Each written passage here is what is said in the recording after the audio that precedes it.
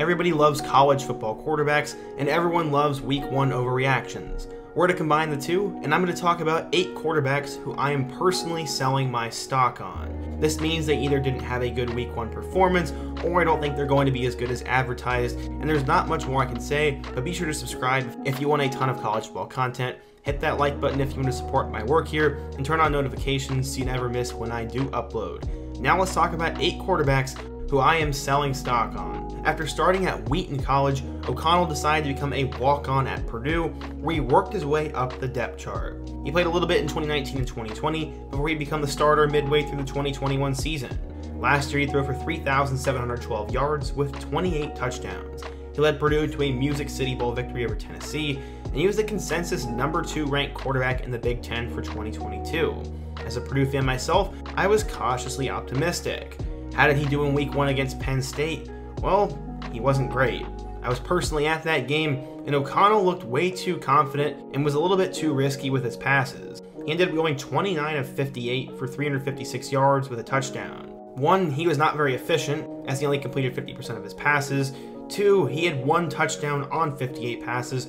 And 3, he continually forced throws and overthrew receivers, and ultimately this came back to haunt Purdue as they would lose to Penn State in Week 1, and now a lot of that O'Connell hype is starting to fall off. Personally, I am selling my stock on AOC, and I hope he gets back at it, but for now, I was not impressed with his Week 1 performance. As we move over to the ACC Conference, we're going to talk about Virginia Tech's new starting quarterback, Grant Wells. He is not new to starting though. Wells committed to Marshall out of high school and didn't start until 2020. During that season, he led the Herd to a breakout campaign as he threw for 2,000 yards, 18 touchdowns, and completed 62% of his passes. He's one of the top young quarterbacks in the country, and he had a pretty good 2021 season as well. He threw for 3,500 yards with 16 touchdowns, but he struggled with interceptions. He had 13 of them. After the season was over, he decided to enter the transfer portal and find a new school.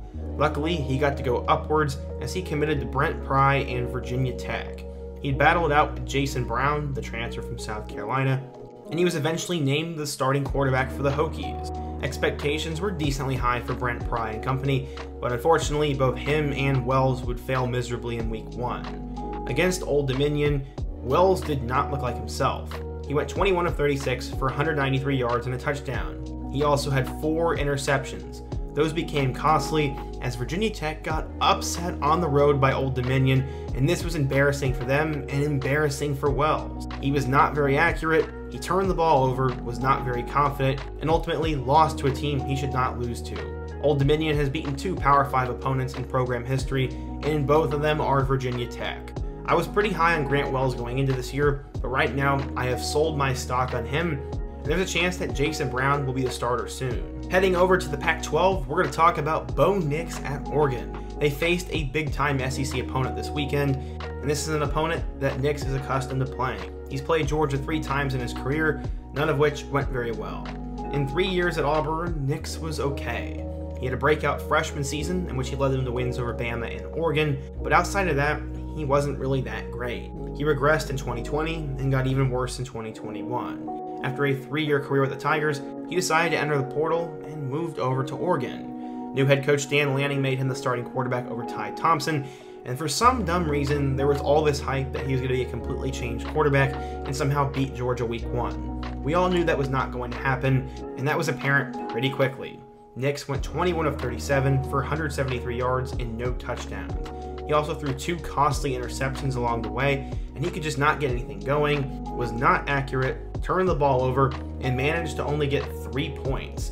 Yes, Georgia's defense is good, but Nix has plenty of starting experience, and it's not like Oregon is this team that has no talent either. I was not super high on Bo Nix going into this year, but any stock I had, I have now sold. The next one is somewhat controversial, as we're going to talk about Ben Bryant at Cincinnati. It is no secret that Cincinnati football is on the rise, and after last season, expectations are high at the quarterback spot.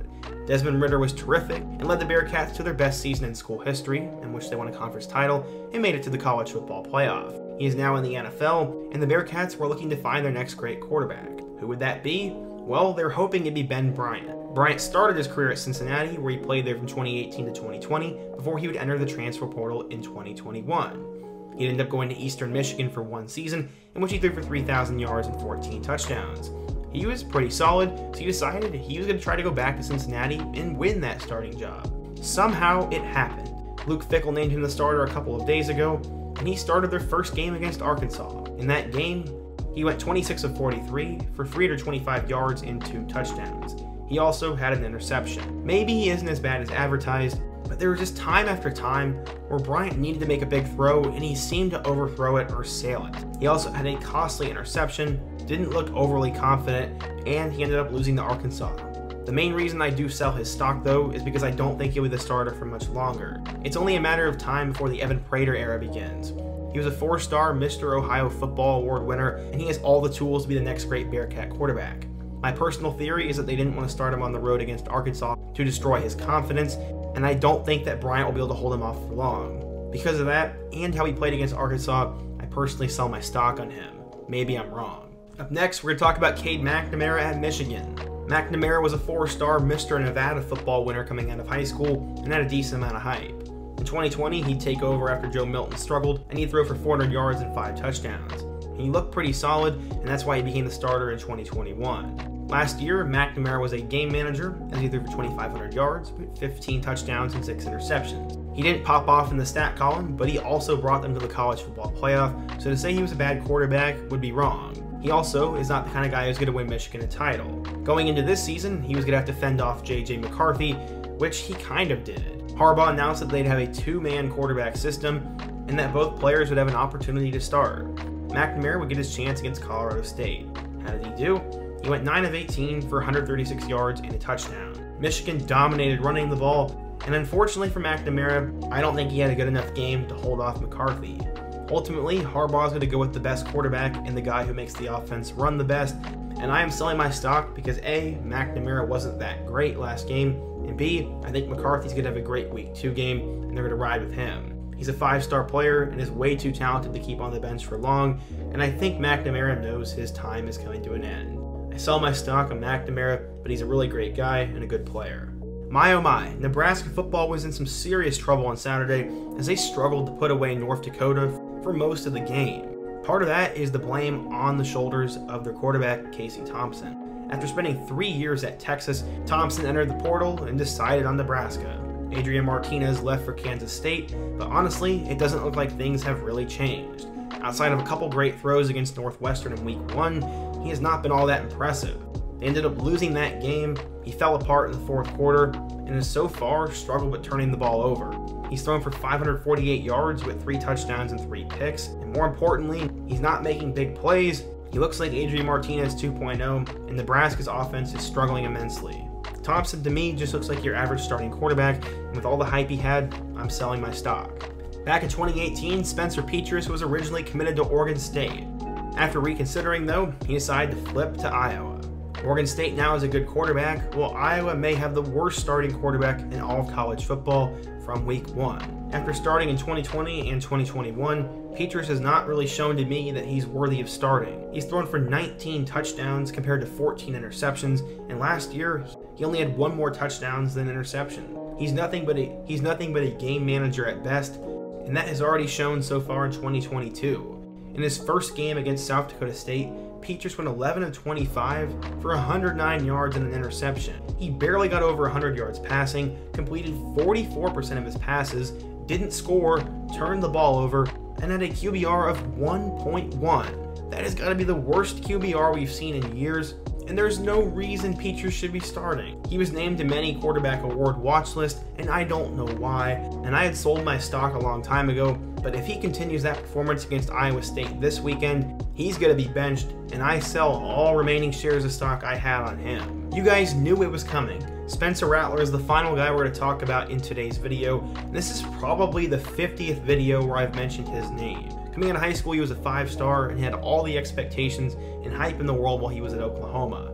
After getting benched for Caleb Williams, he transferred to South Carolina, where all offseason we've heard about the hype surrounding him and the Gamecocks program. To be fair, some of it was warranted, others of it I was not sold on. Either way though, I thought Rattler was going to be an above average SEC quarterback. In this first game though, he was not very impressive. They played the mighty team of Georgia. Not the Bulldogs, but Georgia State. In that game, Rattler struggled to really get anything going.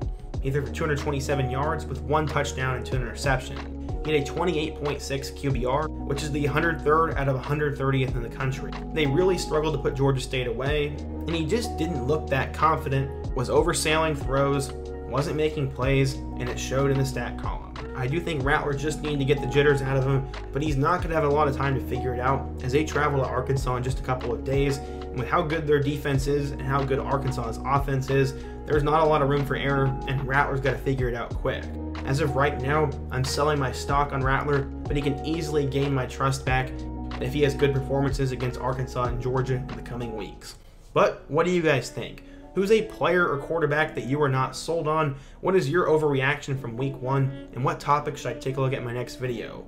Be sure to let me know down below, smash that like button if you want to support the channel, subscribe if you're new, and check out all my other videos on the end screen. Hope to see you guys again soon, but until next time, peace.